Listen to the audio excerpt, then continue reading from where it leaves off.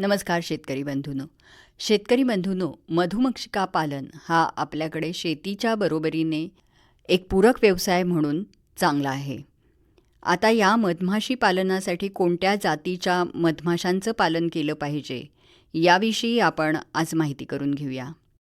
पहिल्यांदा मधमेट्या ठेवण्याच्या जागेसाठी उपयुक्त वनस्पती कोणत्या आहेत तर त्या आहेत कडुनिंब, शेवगा, हादगा, जांभूळ, आंबा, लिंबू, वेडीबाभूळ, सुबाबूळ, गुलमोहर, रिठा, आवळा, तूर, मूग, कारळा, सूर्यफूल, जवस, मोहरी, कोबी, फुलकोबी, गाजर, मुळा, वांगी, टोमॅटो, गुलाब, अस्टर, झेंडू या वनस्पती आहेत.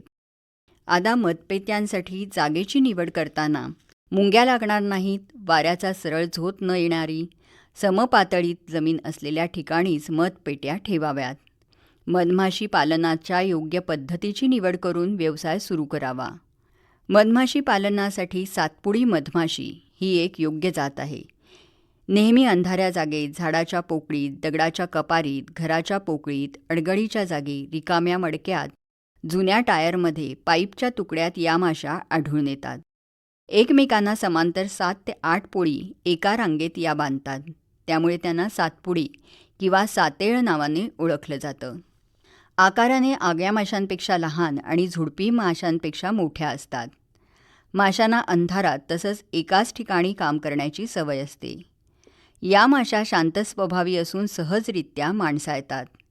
याच गुणवैशिष्ट्यामुळे कृत्रिम लाकडी पेट्यांमध्ये त्या पाळता येतात.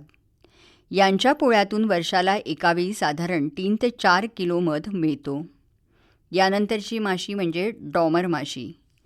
आकाराने इतर मधमाशांपेक्षा ही लहान आहे.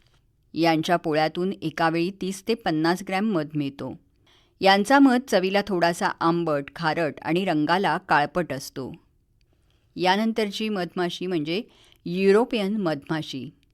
आकाराने आग्या मधमाशीपेक्षा लहान आणि सातपुडी मधमाशांपेक्षा या मोठ्या असतात. या माशांची पोळी दगडाच्या कपारीत, अंधारात, झाडांच्या ढोलीत आढळून येतात. यांच्या पोळ्यामधून 30 ते 40 किलो मध प्रतिपोळं तयार होतो. अंधारात एकाच ठिकाणी जास्त दिवस राहण्याची सवय असल्याने त्यांचं कृत्रिम पालन केलं जातं. लहान मधमाशी. या माशीला छोटी माशी असं म्हणतात. झाडाच्या फांदीला, झुडपांमध्ये किंवा इमारतीच्या भिंतीला यांचं पोळं आढळून येतं. यांच्या पोळ्यामधून जास्त प्रमाणात मध मिळत नाही. प्रतिवर्ष साधारण अर्धा किलो मध मिळतो. यानंतर आग्या मधमाशी. या माशा आकाराने सर्वात मोठ्या असून स्थलांतर करणाऱ्या असतात. उंच झाडं, इमारतीच्या छतावर, उंच पाण्याच्या टाक्यांवर मोठ्या आकाराचं एकच पोळं त्या बांधतात. या माशांची मध गोळा करण्याची शक्ती अफाट असते. एका पोळ्यातून एकाच वेळी साधारण 25 ते 30 किलोपर्यंत मध मिळतो.